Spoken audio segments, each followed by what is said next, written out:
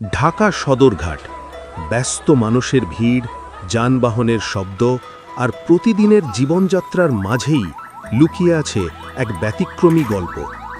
এই ছোট্ট চায়ের দোকানটির নাম কাইয়ুমের চা। প্রতিদিন নির্দিষ্ট সময়ে এখানে উড়ে আসে একদল মৌমাছি। তারা সরাসরি যায় চিনির পাত্রের কাছে, কারো ক্ষতি না করে শান্তভাবে সংগ্রহ করে চিনি। আশ্চর্যের বিষয়, যেদিন এই দোকান বন্ধ থাকে সেদিন আশপাশে একটি মৌমাছিও দেখা যায় না। আর যেদিন দোকান খোলে ধীরে ধীরে তারা ফিরে আসে, যেন দোকান খোলার সময়টাই তাদের জানা।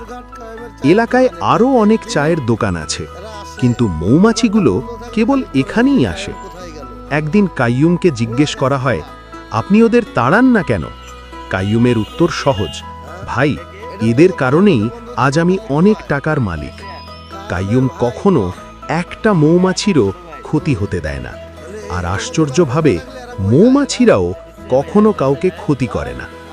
মানুষ আর প্রকৃতির এই নীরব সহাবস্থান সদরঘাটের কোলাহলের ভেতর আমাদের মনে করিয়ে দেয়, বিশ্বাস আর মমতা থাকলে বরকত আপনিই আসে।